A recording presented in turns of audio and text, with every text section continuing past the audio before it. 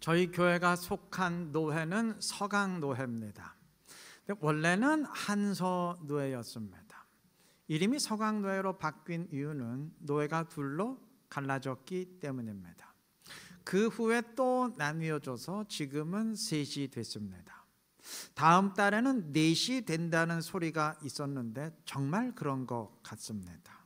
이렇게 나뉘다 보니 예전에 서로 만나고 교류하던 분들이 이제 노회가 달라져서 노회 때 서로 만나지 못하게 되었고, 그래서 노회를 초월해서 간혹 모임을 갖는 것 같습니다. 그런 연유에서 좀 몇 달 전에 저희 교회 몇몇 원로 장로님들이 오신 적이 있어요.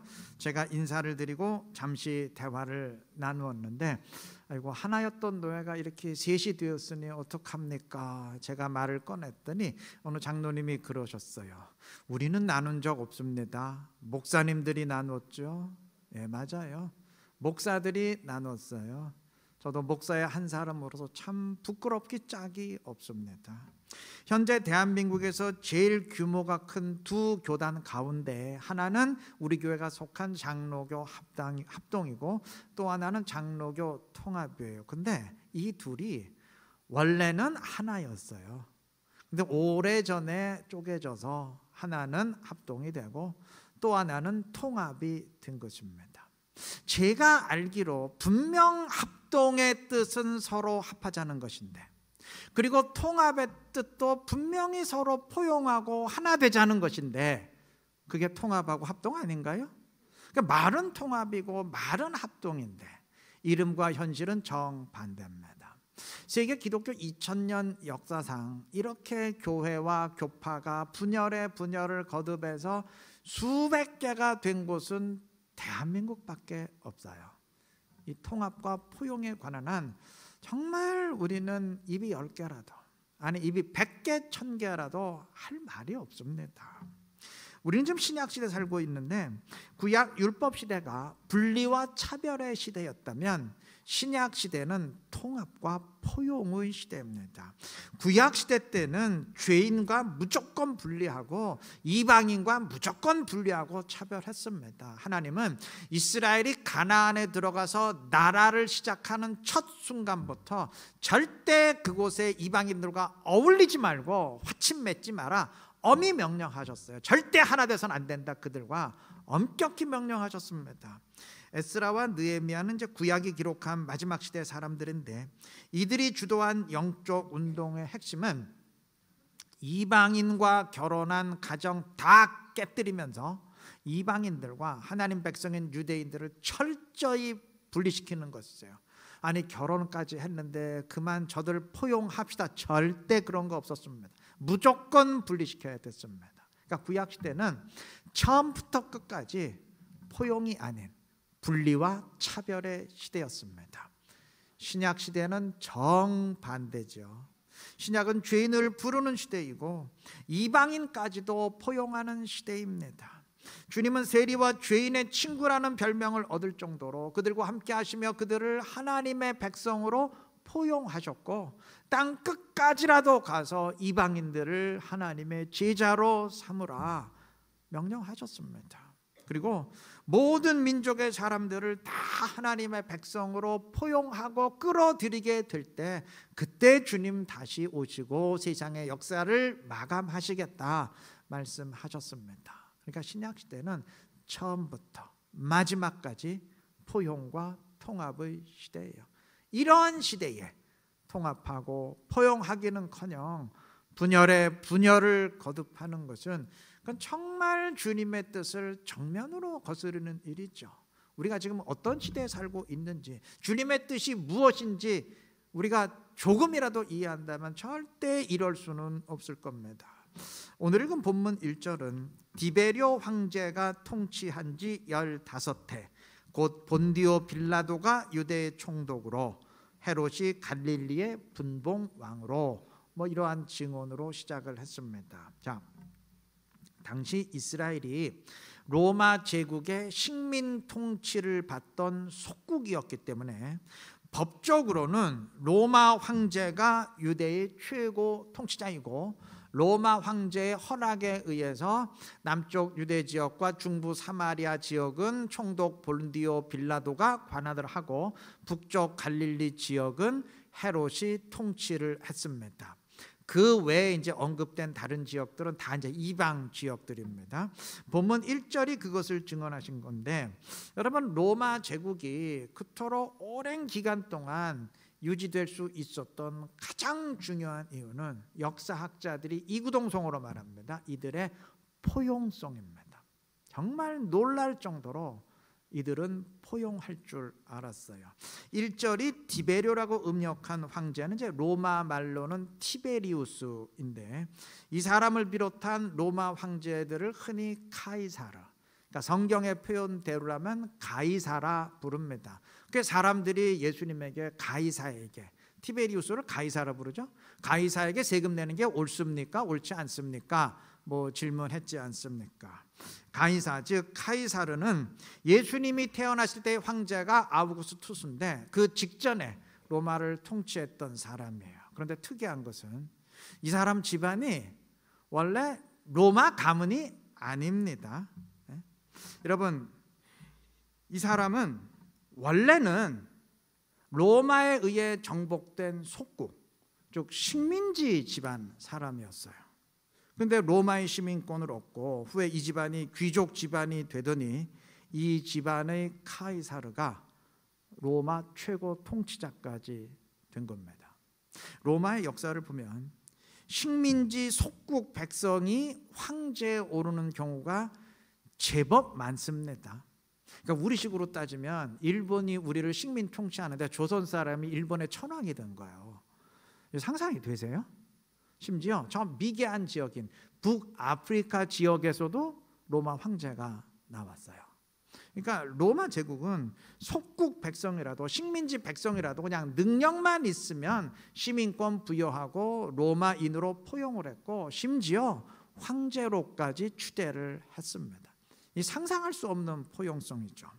또 로마는 속국의 문화, 종교 등을 그대로 존중하는 것은 물론 식민지 사람들에게 절대 강압적인 인상을 주지 않기 위해서 식민지 땅에 로마 군대를 결코 주둔시키지 않았습니다.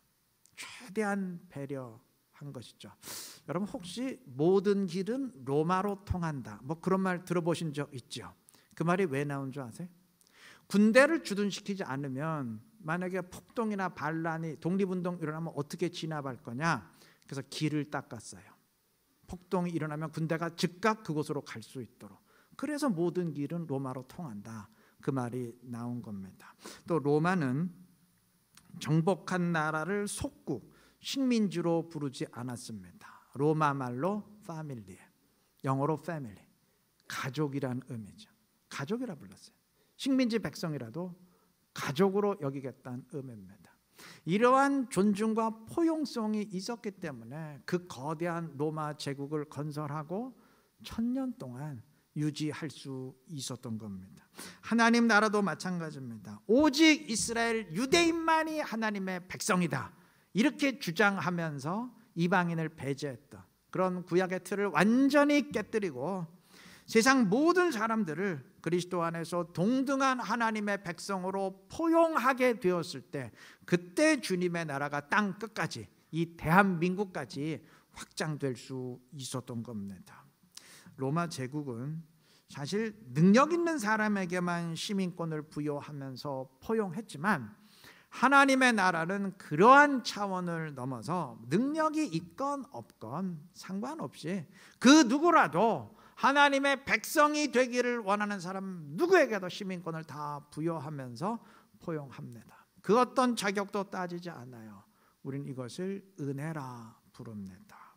우리는 모두 죄인이고 이방인임에도 주님이 은혜로, 정말 은혜로 그 나라의 백성으로 포용해 주신 사람들입니다. 우리를 그렇게 포용하신 주님은 너희도 서로 포용하고 하나 되라 말씀하십니다. 자, 그런데 여기서 우리가 꼭 한 가지 명심할 게 있어요. 그 누구건 어떤 죄인이라도 주님은 포용해 주시고 또 우리도 그러해야 되지만 그게 끝이 아닙니다. 만약 그게 끝이라면 하나님 나라 수준이 엉망이 되겠죠. 아무나 다 오는 건 좋은데 그러다 보면 완전 잡탕이 되어버려서 엉망이 되겠죠. 로마가 능력 있고 쓸모 있는 사람에게만 시민권을 부여함으로써 제국을 유지하고 발전시켰다면, 하나님 나라는 포용하는 것은 누구나 다 포용해요. 어떤 쓸모가 있건 없건, 능력이 있건 없건, 잘났건 못났건 다 포용하고 시민권을 부여하되, 그렇게 포용한 사람들이 능력 있고 성숙한 그리스도인으로 변화될 수 있도록 인도합니다. 누구나 다 받아들이면서도 그 나라 수준이 엉망이 되지 아니하고 변화하고 성장할 수 있는 이유가 바로 이 때문입니다. 그래서 주님은 아예 구원의 과정을 그 어떤 형편없는 죄인이라도 다 그의 백성으로 포용하신 뒤에 그가 점점 영적 싸움을 이기며 성장해 감으로써 끝까지 구원을 잃어버리지 아니하고 구원의 완성에 이를 수 있도록 정해 놓으셨습니다. 그게 우리가 걸어가는 코스입니다. 근데 문제는 우리예요. 우리는 자격 없는 나를 주님이 구원하시고 포용해 주셨다는 사실은 은혜로 여기면서도 영적 싸움을 싸우며 성장해 가야 된다는 사실은 굉장히 부담스럽게 여길 때가 많습니다. 아니에요. 그거 부담 아닙니다. 사실은 그게 더 큰 은혜입니다. 그게 더 깊고 놀라운 은혜입니다. 내 능력으로 그렇게 해야 된다면 당연히 부담 100배겠지만, 주님이 반드시 승리자가 되도록 이끄시고 단 한 명도 예외가 없도록 인도해 주시는데, 그게 더 큰 은혜 아니겠습니까? 여러분, 이 둘을 비교해 보세요. 형편없는 사람이라도 하나님의 백성으로 포용하고 인정해 주시는 것, 그리고 형편없는 사람이라도 하나님의 백성으로 포용하신 뒤 멋진 사람으로 변화시켜 주시는 것, 여러분 둘 중에 어느 게 더 귀하고 영광스러운 은혜라 생각하십니까? 여러분, 동정과 은혜는 달라요. 불쌍히 여기는 것과 은혜를 베푸는 것은 비슷하지만 다릅니다. 길거리에서 적선하는 거지에게 동전을 던져줄 때, 도와줄 때 꼭 그 사람을 사랑해서 그러는 것 아니에요. 누군지도 몰라요. 그런데도 불쌍하게 그러는 겁니다. 물에 빠진 아이를 내가 구해준다면 꼭 그 아이를 잘 알고 사랑해서가 아닙니다. 그 아이를 누군지 몰라도 빠져서 죽어가는 게 불쌍하게 일단 구해주는 겁니다. 인간이라면 누구라도 그렇습니다. 단 구해준 다음엔 그 애가 앞으로 이렇게 살아가건 저렇게 살아가건 그건 내가 관여할 일이 아니에요. 그렇죠? 그 애가 앞으로 또 물에 빠지면 어떡하나 그거 신경 쓰면서 애 졸졸 따라다니지는 않습니다. 꺼내 주었으면 그걸로 끝난 겁니다. 사랑과 은혜는 다르죠. 만약 물에 빠진 애가 내 사랑하는 아들이라면 일단 내가 구해줬으니까 그 다음은 내 알 바 아니다. 네가 이렇게 살건 저렇게 살건 내 알 바 아니다. 그거 아니죠. 그거 아니죠. 행여 물에 빠진 후유증은 없을까? 또 다시 물에 빠지는 일은 없을까? 신경 쓰면서 다시는 그런 일이 없도록 보살피고 인도하지 않겠습니까? 주님이 베푸시는 은혜가 그렇습니다. 그래, 내가 너도 포용하고 구원해 주었으니까 이제는 내 알 바 아니다. 이제 네 마음대로 해라. 그게 아니고, 행여 내가 구원한 아들이, 내 사랑하는 아들이 다시 사단에게 끌려 들어가는 일은 없을까? 끝까지 보살피시며 멋지게 성장하도록 인도하십니다. 사단 정도는 능히 이길 수 있도록 끝까지 성장하도록 인도하십니다. 가나안 땅에 들어가라 하나님 명령하셨습니다. 무슨 의미인가요? 이제 드디어 이 땅을 너에게 주겠다. 들어가서 차지해라. 그런 의미예요. 출애굽 백성들은 오해했어요. 아니, 들어가서 저들하고 싸우라고? 이거 다 우리 죽으라는 얘기잖아. 그렇게 착각을 하고 애굽으로 돌아가자, 왜 우리를 출애굽시켰느냐 소리치며 원망했습니다. 그러한 어리석음을 우리가 또 반복해서는 안 될 것입니다. 영적 싸움을 싸우라. 이 주님의 명령은 내가 너를 이기게 하겠다. 너도 승리자로 만들어 주겠다. 그러한 의미예요. 변화하고 성장하라. 이 주님의 명령은 내가 너를 그 정도 수준으로 올려주겠다. 그러한 의미입니다. 이 축복의 명령을 그냥 부담되는 명령으로 착각하는 그러한 어리석음을 또 반복해서는 안 될 것입니다. 부담 주는 명령이 아니에요. 내가 너를 처음 구원할 때는 형편없는 죄인이었을지라도 이제는 너도 승리할 수 있고 너도 변화돼서 너도 멋진 사람 될 수 있다. 내가 그 정도 수준까지 끌어올려 주겠다 하시는 주님의 위로의 메시지이자 격려의 메시지인 줄로 믿습니다. 내가 너를 진정 사랑하기에 그냥 구원만 해놓고 남의 집 애처럼 내팽개치는 게 아니고 끝까지 너를 도우며 인도하겠다는 사랑의 메시지입니다. 주님이 우리를 포용하신다고 할 때의 의미가 바로 이것입니다. 그래, 내가 구원해 줄게. 그 다음은 몰라. 네가 불쌍하니까 내가 구원을 해준다. 그 다음은 내 알바. 이게 아니고 끝까지 성장하도록 인도하신다는 의미예요. 주님은 그러한 의미에서 포용하시는 주님입니다. 그 사랑을 느끼시길 바라요. 주님의 위로와 격려의 메시지를 내 것으로 받아들이시기를 바랍니다. 아울러 다른 사람을 포용할 때도, 우리가 서로 포용할 때도 그렇게 하시기를 바랍니다.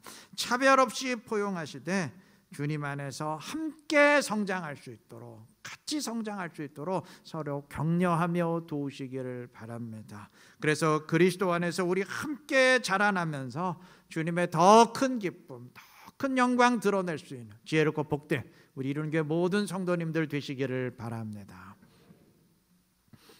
예수님이 태어나실 때의 통치자들은 1절과는 다소 달랐어요. 30년 뒤에 좀 바뀐 거죠. 30년 전엔 달랐어요. 자, 예수님이 태어나실 때는 헤롯이 유대와 사마리아 그리고 갈릴리 전 지역까지 통치했었는데, 그 당시의 헤롯은 오늘 본문 1절이 말하는 헤롯이 아니고 그 헤롯의 아버지인 헤롯 대왕입니다. 이 헤롯 대왕이 죽은 뒤 그의 아들 헤롯 아켈라오가 유대와 사마리아 지역을 통치하게 되었고, 또 다른 아들인 헤롯 안디바가 북쪽 갈릴리 지역을, 그리고 또 다른 헤롯인 아들인 헤롯 빌립이 그 외 이방 지역인 이두레와 드라고니 지역을 통치하게 됐습니다. 자, 헤롯 대왕 때 티베리우스의 전임 황제인 아우구스투스가 호정령 내린 거 다 아실 겁니다. 오늘 본문 앞장인 2장 1절이 증언합니다. 그때의 가이사 아구스도, 즉 아우구스투스가 영을 내려 천하로 다 호적하라 하였으니, 요셉과 마리아도 이 명령에 따라 호적을 하기 위해서 고향인 베들레헴으로 가게 되었고, 거기서 예수님이 출생하신 거 우리 다 아는 사실인데, 이로 인해서 메시아가 베들레헴에서 출생할 것이라는 미가서 5장 2절 말씀이 성취됐습니다. 황제의 호적 명령이 아니었다면 요셉과 마리아가 출산을 위해서 베들레헴으로 가야 될 하등의 이유가 없었어요. 당시 황제는 통치 행위로 호정령 내린다 여겼겠지만, 그 이면에는 메시아 예언의 말씀을 이루시려는 하나님의 그 손길이 있었던 겁니다. 이후 베들레헴의 아기들을 학살하려는 헤롯 대왕을 피해서 요셉과 마리아는 애굽으로 피신했다가 헤롯 대왕이 죽은 뒤에 돌아오게 되는데, 마태복음 2장 22절은 이렇게 말합니다. 그러나 아켈라오가 그의 아버지 헤롯을 이어 유대에 임금됨을 듣고 거기로 가기를 무서워하더니 꿈에 지시함을 받아 갈릴리 지방으로 떠나.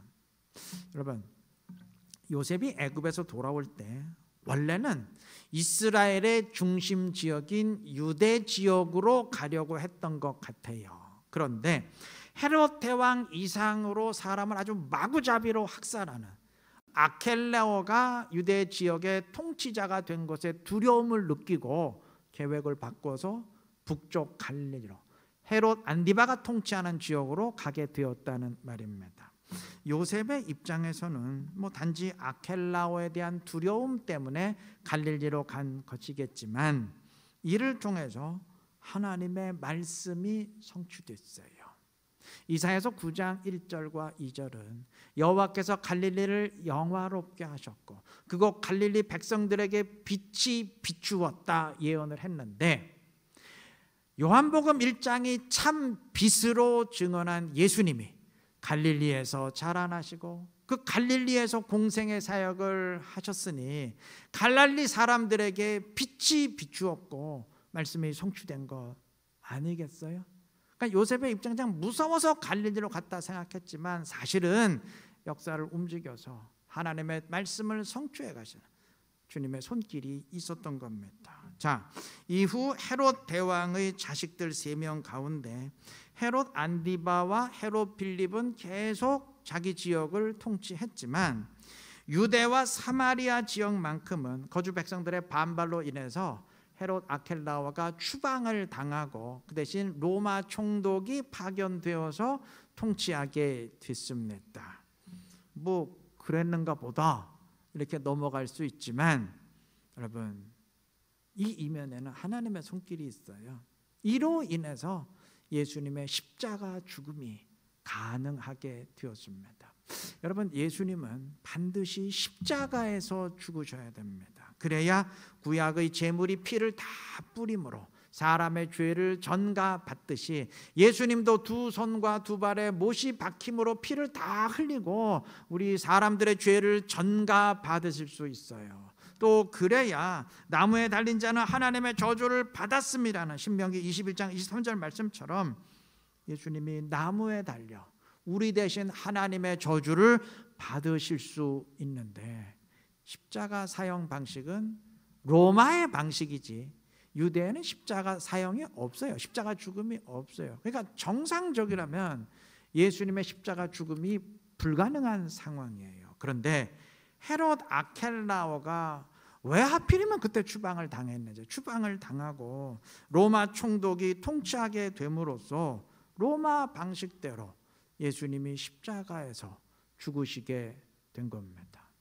당시 사람들은 전혀 몰랐어요. 그게 하나님의 뜻을 이루기 위함을 전혀 몰랐을 겁니다. 유대는 유대 생각대로 헤롯 아켈라오 추방시킨 것이고 또 로마는 로마 생각대로 로마 총독 파견한 것이겠지만 그 이면에는 역사를 움직여서 하나님의 뜻을 이루어 가시려는 그의 보이지 않는 손길이 작용하고 있었던 겁니다. 뿐만 아니에요. 아까 말씀드린 것처럼 로마는 절대 속국 식민지의 군대를 주둔시키지 않았어요. 아까 말씀드렸죠. 그래서 빌라도와 그의 군대도 저기 북쪽 갈릴리를 벗어난 이방 지역인 가이사랴 빌립보에 주둔을 했고 남쪽 유대 지역으로는 내려오지 않았어요. 그래 로마에 의한 예수님의 재판과 죽음이 불가능한 상황이에요. 그런데 세계 각국으로부터 사람들이 예루살렘으로 몰려드는 유월절 기간 동안 예수님이 유월절에 죽으셨잖아요. 유월절 양으로 죽으시기 위해서. 그 유월절 기간 동안에는 치안 유지를 위해서 빌라도와 그의 군대가 예루살렘으로 이동을 했어요. 그래서 로마에 의한 예수님의 십자가 사형이 가능해진 겁니다. 그리고 또 하나, 예수님은 재판을 받고 십자가형에 처해진 뒤 사흘 만에 부활하셔야 되는데 주님 금요일에 죽으셨잖아요. 금요일에는 이게 시간적으로 절대 불가능합니다. 왜냐하면 금요일 해질 때부터는 안식일이 시작돼서 절대 시신도 옮길 수 없고 장례식도 치를 수가 없는데 유월절 때 그 이스라엘 해지는 시각이 오후 6시경입니다.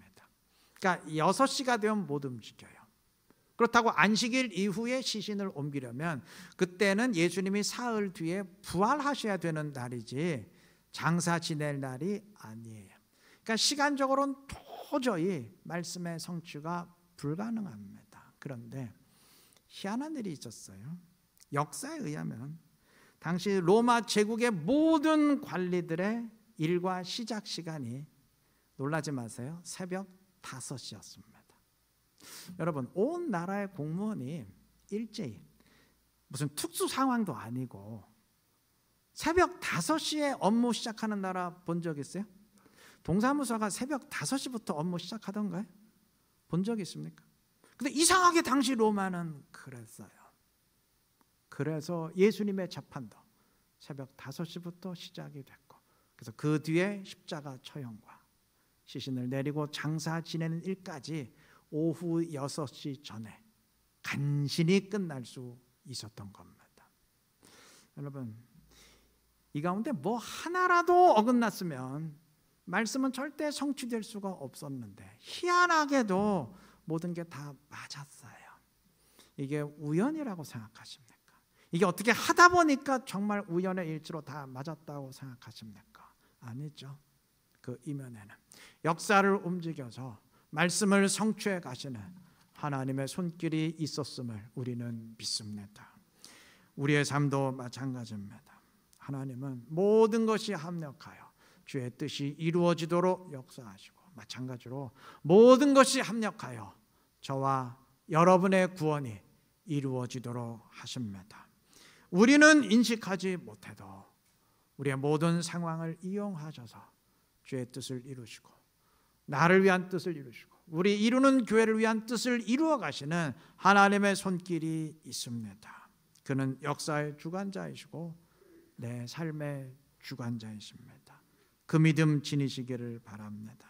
그래서 어떤 상황에서건 주님의 손길이 있음을 믿고 신뢰하는 가운데, 하나님 신뢰하면서 소망 가운데 우리 신앙의 길을 걸어갈 수 있는 지혜롭고 복된 우리 모두가 되시기를 그리스도의 이름으로 축원합니다.